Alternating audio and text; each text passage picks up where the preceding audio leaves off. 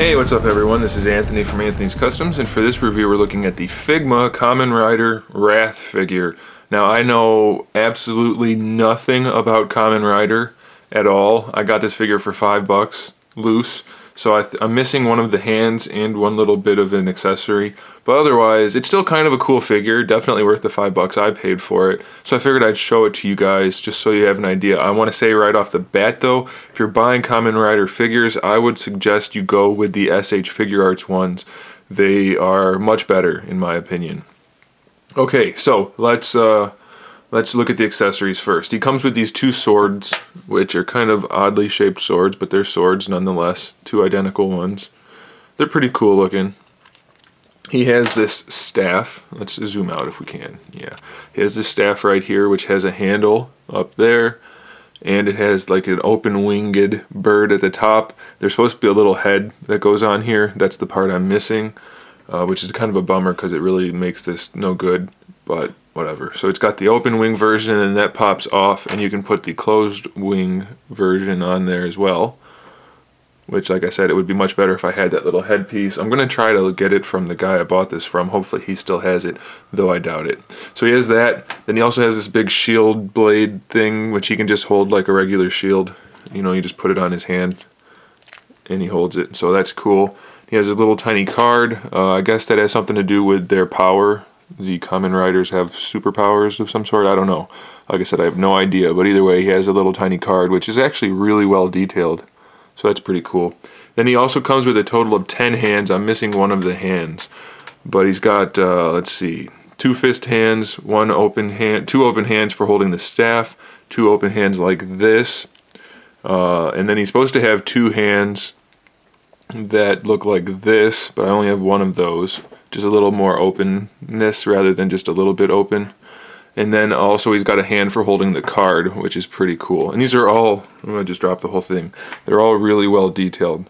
And then the card hand obviously is nice because you can put the card in his fingers and he can actually hold it. So that helps with the posability, displayability of the figure. So that's pretty cool. The paintwork and sculpt work on the figure is also really nice. Get out of here, cat. Get out of here, cat. Get out of here, cat. You're gonna knock over my stuff. Sorry, kitty. Not this time. Alright, so back to the review.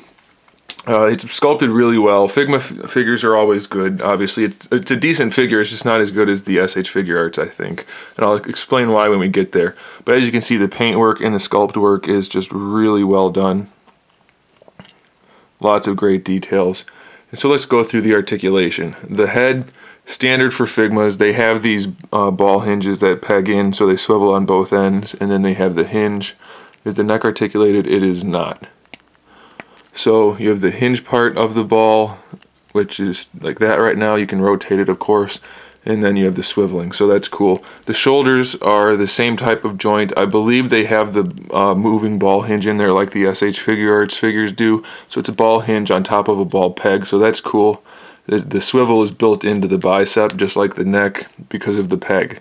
All of their joints use something like this of some sort or another. Some of them are kind of flat like the knees, but they're all a ball hinge with pegs. At least, I think so. I'm pretty sure.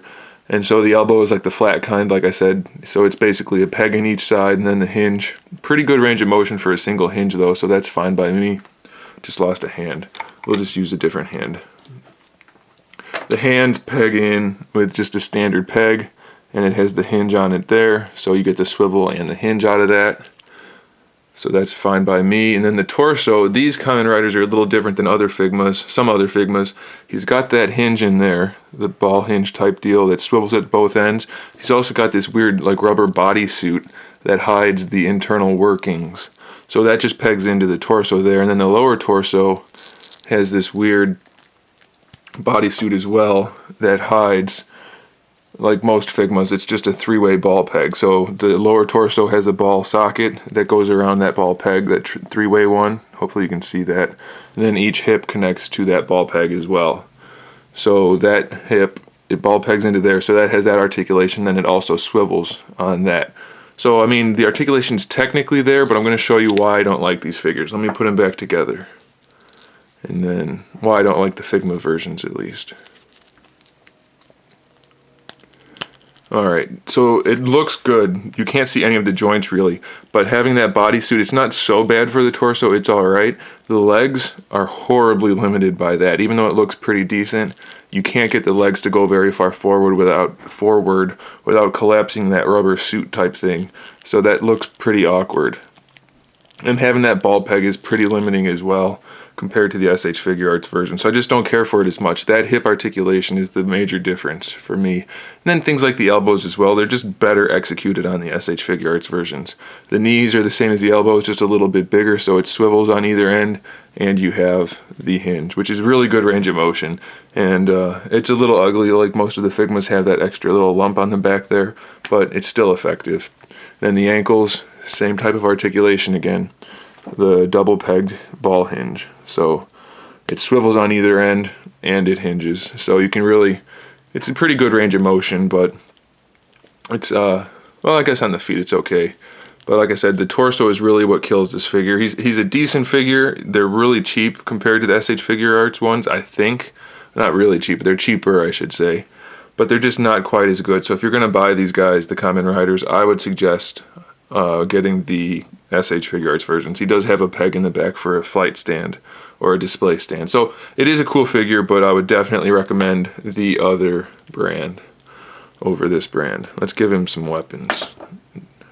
Show you how the sword goes. You have to just kind of wedge it in, it looks like. I thought maybe the bottom of this handle came off so that you could get it in his hand, but it doesn't. So the swords are actually, they look pretty good with the figure, I would say. They match, obviously, the overall design. This is pretty limiting, by the way, for the shoulder articulation. Definitely not ideal. And let's also put the shield on, because that's cool. Let's see if we can do that without busting the hand. Is it in there? It doesn't fit that well, to be completely honest. Maybe there's another hand that I don't have that he's supposed to use. I don't know. That's no good. Let's use one of these. Maybe that's the one he's supposed to use. I don't know. Alright, so that'll work. You can pose him. Like I said, they definitely look cool. They're just not as good as the other brand. So, if you like them and you don't want to spend that much, this is probably a good option. It's a cool figure. Alright guys, there it is. That's enough of me rambling. Thanks for watching. Stay tuned for more figure reviews, custom figures, and other good stuff. In the meantime, keep collecting.